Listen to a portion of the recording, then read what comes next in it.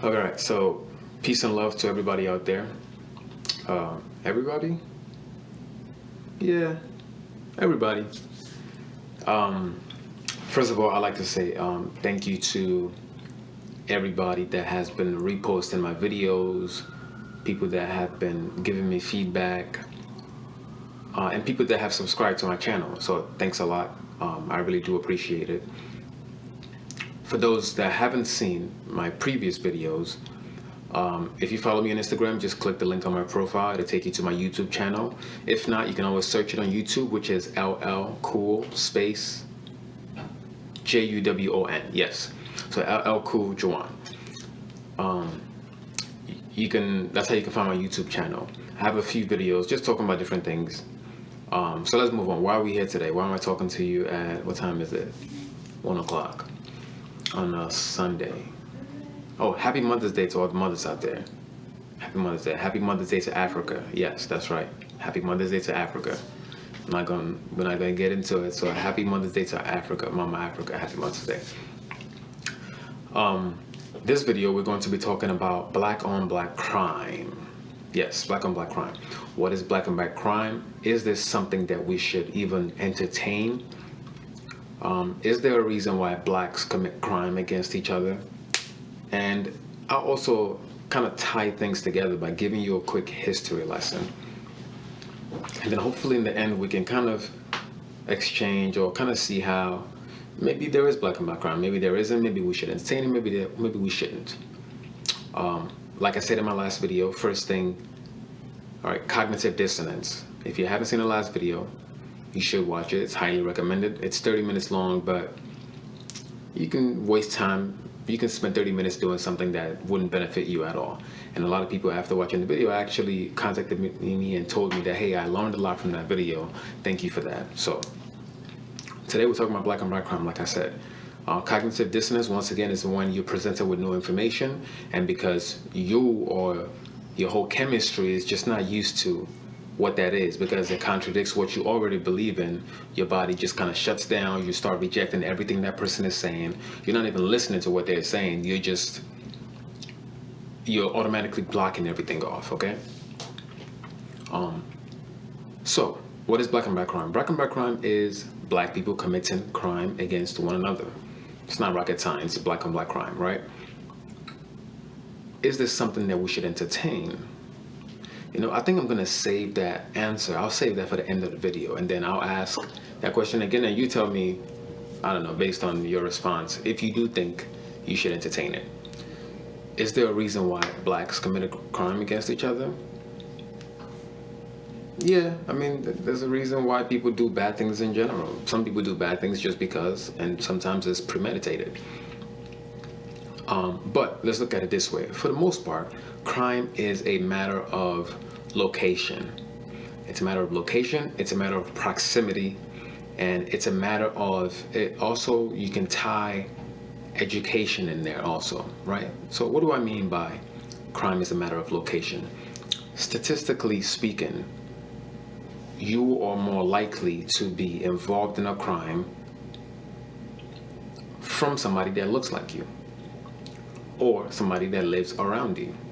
So most of the time when somebody is murdered or beaten or raped, the investigators, the number one person is always, the number one, what is it called?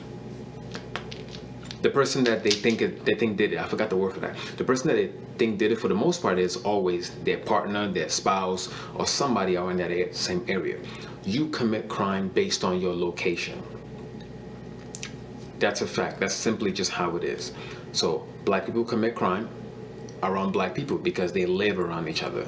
If you go to white neighborhoods, there are crimes being committed there. It's also based on location. I mean, who do you think is committing crimes in Chinatown? It's not black folks, because it's easy to identify you out of a bunch of Asians, right? Same thing with white neighborhoods. For the most part, by the time you get into a white neighborhood, if you're driving, you might even get pulled over, right? You already look different from the people that are there, so you already have eyes on you regardless.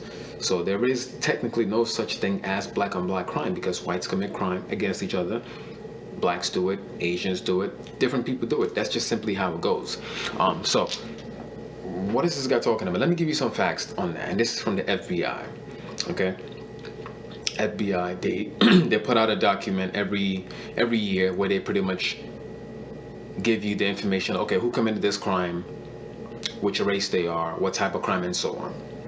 So let me read it to you. It's called the Race, Sex, Ethnicity of Victim by Race. And this is as of 2017, okay? 2018 is not out yet. I guess they're still putting it together or calculating. So I'll give it to you based on 2017. Out of 3,600 white homicides, it was committed by 2,800 white people. So right there you can see that's about 85% of homicides that were done by that were done towards white people was done by whites. Okay, that's a fact. You can look it up if you want. If you want the link, sure, email me, text me, and I'll send it right over to you. So 3,600, and this was done by 2,800 whites, and then other races contributed to the remaining. Now let's look at black on black crime, right?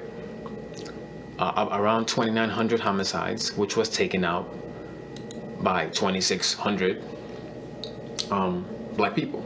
So even if you look at the numbers, technically, black people had fewer amounts of homicides. That's one way to look at it. But right there, the proof tells you that.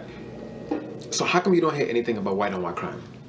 Right there. I mean, and this is based off of facts. How come you don't hear anything about white on white crime? It's truly like an agenda to get people to hate each other. Okay, to get people to hate each other. Now, let me give you a quick history lesson, okay? And hopefully this can all make sense eventually. The first slaves, yes, that's right, I said slaves, landed in America in the year 1619. Okay, America got its independence in July 4th, 1776. So you can see that slavery predates American independence itself. So slavery is embedded in American history even before they got their independence.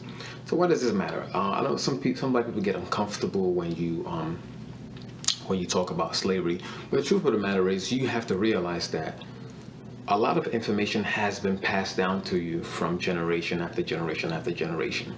So when you're getting an uncomfortable feeling inside you, you probably should address that and do your own research just so you can learn about your history. Because if you don't know your history, it's hard for you to understand the present, and it's going to be hard for you to navigate through the future, right? So now that we know that slavery predates American independence itself, it makes sense for a lot of things that happen. So people say that, okay, but we're free now, right? So I got a question. If I was to ask the average person, or if I ask a few of the people that are watching this, if I ask you what the 13th Amendment is, right, what would you actually say? You would say, okay, 13th Amendment, if you know it, you would say that 13th Amendment abolished slavery. Right? That's what everybody knows. But have you actually ever read the fine print? Have you actually read it the way it's documented in the Constitution? A lot of people have not. So I'm going to give it to you right now. Okay. So based on studies, right, it's just basic English. We know that the 13th Amendment abolished slavery, but there was an exception. So here's how it's quoted in the Constitution: neither slavery nor involuntary servitude, except, see right there, that's how they get you. Once you see that except, just know they're about to hit you with something. So I'll start it again, right? Neither slavery nor involuntary servitude, except as a punishment for a crime whereof the party shall have been duly convicted, shall exist within the United States or any place subject to their jurisdiction. So right there, pretty much what they're saying is, yes, you're free unless we convict you of a crime, or unless you've been convicted of a crime. So yes, 1865, black people got their freedom, but a lot of the corporations were already getting a lot of money from slavery, from free labor. So now you have hundreds of thousands of people that are free. You have nobody that's working. So now you have to think of different ways to not get employees. And based on research, we know that a lot of states did not have a prison system until after 1865. So now you have hundreds of thousands of black people that are free. And now they were getting arrested and locked up for the pettiest crimes. For example, if you were homeless, you would get locked up and sent right back to prison, which pretty much turns you back into a slave. If you didn't have a job, you were sent right back to prison. So I'm laughing, but it's not funny. I'm just using the laughter to kind of mask, I guess, my true emotions behind it. I do that sometimes when I'm a little bit uncomfortable. Cool story, yeah, I know. So yeah, and then there was a few other things surrounding this. So now you have people that are free. Obviously, a lot of them don't have homes, they don't have jobs. So now they made it illegal to be homeless and not have a job. Just the smallest thing. Like if you stole something worth $1, you would probably go to jail for like 5 years. So right back into slavery. So now let me give you a quote from one of the advisors of President Nixon. And if you don't know, President Nixon was I think it was the first president to actually coin or to start the whole war on drugs, which was, eventually we found out that it was pretty much a war on black folks. So this is John L. Richmond. I don't know how to pronounce his name. It's John, last name is E.H.R. Lichman. If you can pronounce it, congratulations. So he said, and I quote, he was an advisor for the Nixon campaign, by the way. So this is somebody that has the ear and attention of the president. He said, the Nixon campaign in 1968 and the Nixon White House after that had two enemies, the anti-war left and black people. You understand what I'm saying? We knew we could not make it illegal to be either against the war or black, but by getting the public to associate the hippies with marijuana and blacks with heroin, and then criminalize them both heavily, we could disrupt their communities, we could arrest their leaders, raid their homes, break up meetings, and vilify them night after night on the evening news. Did we know we were lying about the drugs? Of course we did. Right, so a lot of times when people say things like, oh, you guys are conspiracy theorists, you guys are conspiracy theorists, you gotta look at it this way. Here's how a lot of things happen in America. One organization or one government will be in place for a few years. They will do a lot of things to affect different people. It could be white people, it could be black people. And then once they get out of office, years down the line is when you find out what they were actually doing. And by that time, it's kind of too late to hold them accountable because they're not in office anymore. So it's just like, okay, they just threw out an apology. We didn't know they were doing such a thing, blah, blah, blah. That happens all the time. That happens all the time. After a president is out of office for years, is when you actually find out the dirt or the things that was actually going on. So it's easy for them to keep it going because a lot of people don't find out while they're actually in office.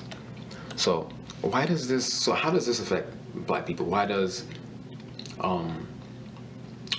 this even make sense? And why does this tie into black on black crime? So if you look at it this way, when you have a group of people and you put them in an environment or a society that has little or no resources, the education is horrible, and you oppress them, it's pretty much a recipe for disaster. Okay? That's pretty much how it is. And if you research the word ghetto or projects, you will see that this was an experiment that was actually done to the Jews back in the days, which they pretty much put them in an environment similar to what happens to black people now. You have like the black neighborhoods, right? They put them in an environment. They did that to the Jews, took away the resources, they were oppressing them, and it was chaos. It was chaotic. So similar to what happens now to black folks. You know, people look at it as, oh, black on black crime, black on black crime. It's based on the conditions that they're living in. You know, it's easy for people to point a finger and say, oh, those guys are crazy, because you haven't been in their shoes. You know, and even if you look at the history behind it, like I said, after a lot of black people were free, it wasn't like there were jobs just waiting for them. You know, people had families, they had things that they had to provide for. They had people they had to provide for. They don't have the means of getting the money legally. So now what do you think they're going to do? People have to survive. Automatically, they're going to steal, they're going to rob. You don't have a choice. You have to survive. You know, it puts your back against the wall. And Also, a lot of different tools are used to make it look like, black people are what we say they are, in terms of this black and black crime, black and black crime. Like I said, you never really hear anything in the news about white on white crime. You never hear anything in the news about other races, but it's always black people, because the media is very, very important when it comes to setting the narrative. Okay, like I just said, right? Well, I just spoke about the experiment on the Jews, right? If you do a little bit of reading, you will see that, you'll find out that Hitler, yes, Hitler, he destroyed the images of the image of the European Jew in the German mind before he can start taking the action that he did, because he had to convince people that these people are who I say they are. So same thing happens with black people. I mean, in the media, for the most part, you only hear negative. You hear a lot of negative things. Let's not say for the most part, right? So, like I was saying, right? All of that ties into, so what is the point of all this? Why are they pitching black people against each other? It's pretty much to get a lot of people back into slavery. Yes, there are other races that are in jail, but for the most part, I think African Americans make up about, I think it's like 53% of the people that are in jail, but we only make up about, I think, 50% of the country. So, I mean, these are not things that people are making up. Prison in America is big business, big business, and that's because a lot of people profit from it. Not just the people that work there, the people that own it, also corporations that hire prisoners to do prison labor and pay them maybe cents an hour. Okay. Like I said, after slavery, people were getting thrown right back in prison to keep working like they were working before. Prison in America is on the stock market, right? And there are a lot of private prisons. And recently, not even recently, within the last few years, prisons actually threatened or actually sued the government for not providing enough prisoners. Can you actually believe that? So you can Google it. Google prisons suing the government for not having enough inmates. It's crazy. I mean, I think a few years ago, it cost about $22,000 a year to have somebody in prison, right? And people will say, oh, but with that amount, they can send them to school. They can send them to a nice college for $22,000 a year, but it's not about that. Because you send them to college, they become a better person, maybe. Then they get a job and they're able to pay. But if you find a way to send them to prison, yes, it costs them that $22,000 a year, but you're adding on to, you're pretty much like majority of people, a lot of people that go to prison, they come right out and they go right back to doing the same thing. So there's a lot of negatives behind it. So I'll give you some more facts. So researchers looked at the 1900 exonerations reported in the National History of Exonerations between 1989 and October 2016. And African Americans made up 47% of the people that were exonerated, right? You're exonerated some way, somehow, or through DNA. They were able to say that, okay, you didn't commit that crime. And African Americans made up 47% of the people that were exonerated. So even if you look at that alone, you can see that just because you're hearing black and black crime, it does not mean that it's black people. It doesn't mean that it's black people always doing it. It doesn't mean that it's just a life of crime that black people live, right? You can Google this information yourself, and I have some more for you. And even think about this. Every time you hear, or for the most part, anytime you hear this guy was in jail for 80 years and now he's out because they said that, or the DNA proved that he was innocent, for the most part, it's always a black person. Like, think about it. Like, why is it always a black person that's in jail for 36 years and now they're free? For the most part, you only hear about a black person being in jail for that long, and they didn't even do it in the first place. People forget that even up till now, all another race pretty much has to do is point at a black person and say that a black person did it. There have been multiple situations whereby it would be like, people can get away with, people sometimes will inflict wound on themselves and they say, oh, a black guy did it. You can feel free to look these things up. So it's not always as people think that. Yes, don't get me wrong, black people do commit crimes, just like everybody else. Right. Also, African Americans are 5 times as likely to go to prison for a drug crime that a white person could commit. 5 times as likely. And also, African Americans are 7 times more likely to be wrongfully convicted of murder. Can you imagine that? Like, these numbers are crazy. And I'm not making this stuff up. And even if you think about it, when it comes down to rap music or hip hop, you hear about the hip hop police, right? Because they try to, attack rappers and so on. But do you ever hear about rock and roll music police, pop music police, or whatever? When you think hip hop, you think of black people, right? But then you hear hip hop police. How come they don't have a police for other genre of music? So these are things you have to think about. Also, in America, there's about 3,000 prosecutors. It's just an estimate. I think it's really around 2,800 or so. But it's just an estimate. It's about 3,000 prosecutors, and over 90% of them are white. Right? So am I saying that black people don't go to law school, or these are things that's being done on purpose? No. But if you look at those numbers, you have to eventually start waking up and realizing that not everything that you see on the media is true. You got to start doing your own reading and research.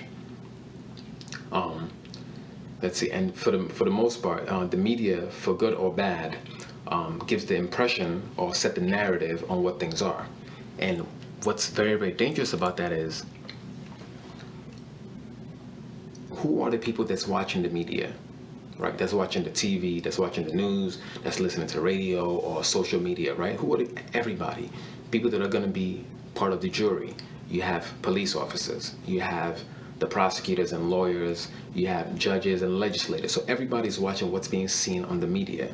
So the more they vilify black folks, or the more they criminalize and make you look like you're always guilty of committing a crime, psychologically, other people or other races, including black people themselves, are looking at this like, yo, people really are out here just always committing a crime. That's why you wonder why, by the time you get to court and the jury sees you, sometimes they've already decided what it is they're going to say, if you're going to be either guilty or not.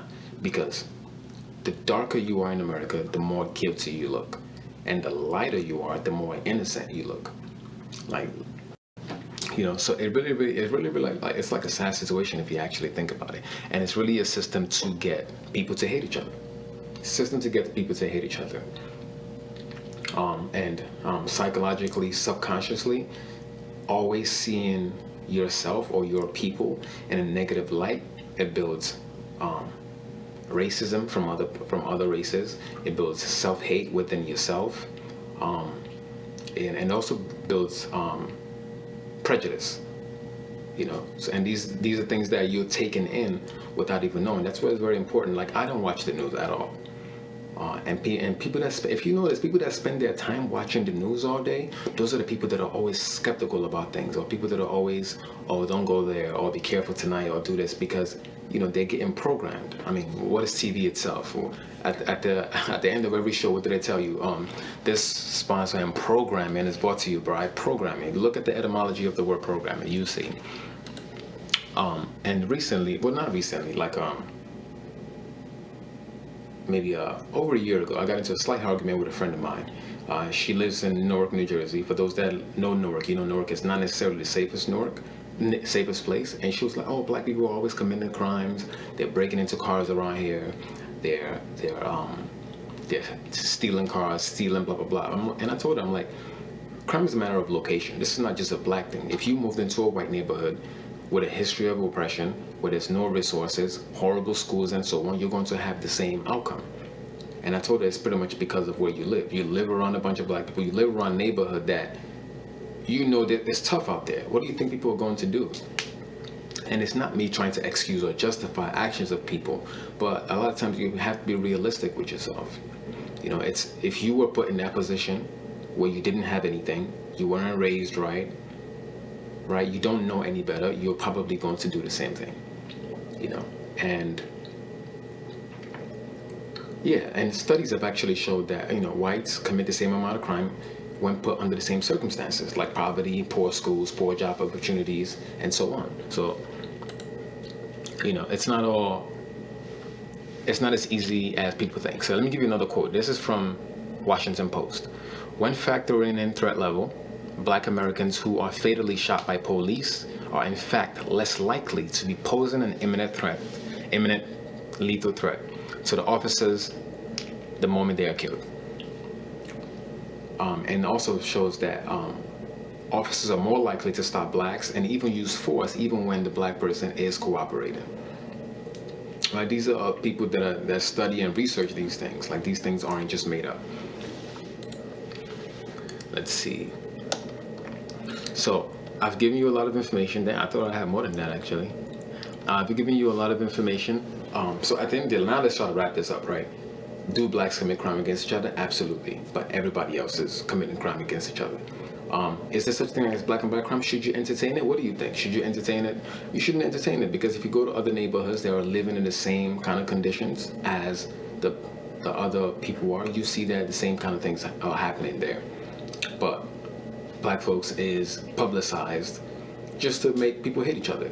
To make people hate each other. Let's see what else I've got. So I think that's pretty much it. So so to sum it all up, right? I don't entertain it whenever I hear black and black crime, because I know, based on my readings and based on my own little research myself, I know that everybody, other races commit crime. So with that being said, thank you for watching. Please feel free to like, share, comments. You can, if you know me personally or whatever it is, you can comment or share your feedback with me, text me, call me, whatever it is. And I hope you have a good day. Thank you.